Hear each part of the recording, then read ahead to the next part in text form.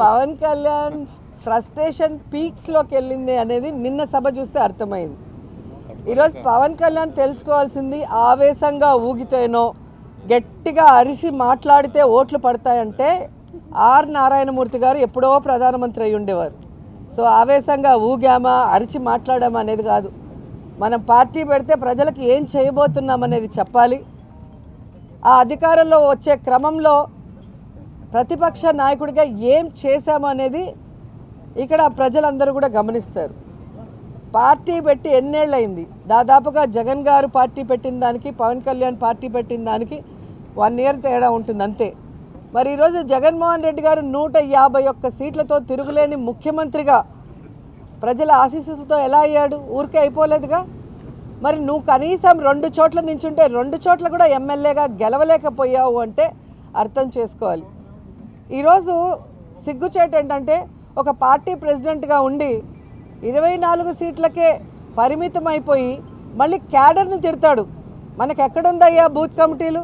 మనకెక్కడుందయ్యా మండల కమిటీలు? ఎవరండి డిజైన్ చేయాలి?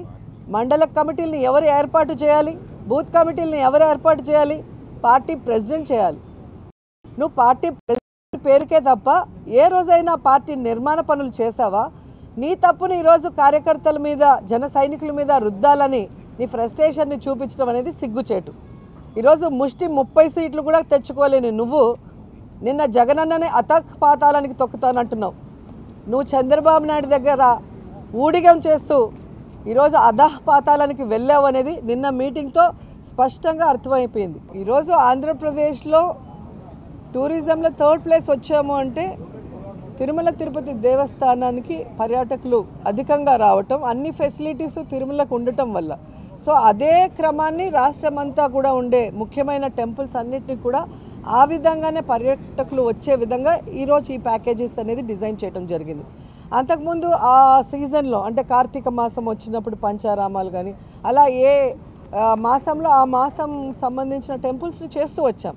అలా కాకుండా ఎవ్రీడే ఈ రోజు నుంచి కంటిన్యూస్గా ఉండే విధంగా రాష్ట్రంలో ఉన్న అన్ని పర్యాటక ప్లేసెస్తో పాటు ముఖ్యంగా ఆధ్యాత్మికంగా ఉన్న టెంపుల్స్ అన్నిటినీ కూడా భక్తులు దర్శించుకునే విధంగా చేయాలి అని చెప్పి ఈరోజు ఓపెన్ చేయడం జరిగింది. ఈరోజు ఋషికొండలో ఆల్రెడీ హరిత రిసార్ట్స్ అని చాలా పాతవి ఉండేవి.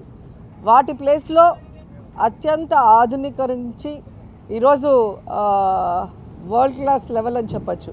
ఈరోజు 7 బిల్డింగ్స్ని నిర్మించడం జరిగింది. అండ్ చాలా శుభదినం ఈరోజు. మంచి టైంలో దాని గృహప్రవేశం కూడా చేయటం జరిగింది.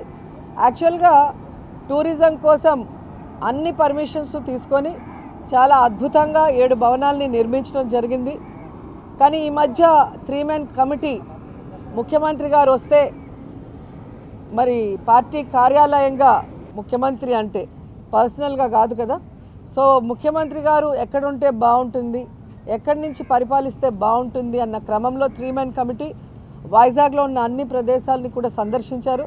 దాంట్లో ఇక్కడ ఉంటే బాగుంటుంది అని సో ఇప్పుడు జగన్మోహన్ రెడ్డి గారు డెసిషన్ తీసుకోవాలి, అక్కడి నుంచి పరిపాలించాలా లేదా వేరే ప్లేస్ నుంచి అని. జగన్మోహన్ రెడ్డి గారు అది డిసైడ్ చేస్తే ఇక్కడి నుంచి చేస్తే బాగుంటుంది అని రిషికొండ నుంచి మరి క్యాంప్ ఆఫీస్గా పరిపాలన స్టార్ట్గానే అది కంటిన్యూ అవుతుంది. టూరిజం రిసార్ట్గానే కంటిన్యూ అవుతుంది. ఈరోజు ఒక మహిళ సక్సెస్ఫుల్గా ఉంటే కష్టపడి పైకి వస్తే పక్షాలు చేసే తప్పుల్ని ఎత్తి చూపిస్తే ఇలా నీచంగా మాట్లాడటం, వల్గర్గా మాట్లాడటం తెలుగుదేశానికి జనసేనకి వెన్నతో పెట్టిన విద్య. సో మహిళలు అందుకే వాళ్ళని అసహించుకున్నారు అనేది కూడా మీరు గమనించాల్సిన విషయం. మరిన్ని వీడియోస్ కోసం ఛానల్ ని సబ్స్క్రైబ్ చేయండి, లేటెస్ట్ అప్డేట్స్ కోసం వాట్సాప్ ఛానల్ ని ఫాలో చేయండి అండ్ లింక్ డిస్క్రిప్షన్ లో ఉంది.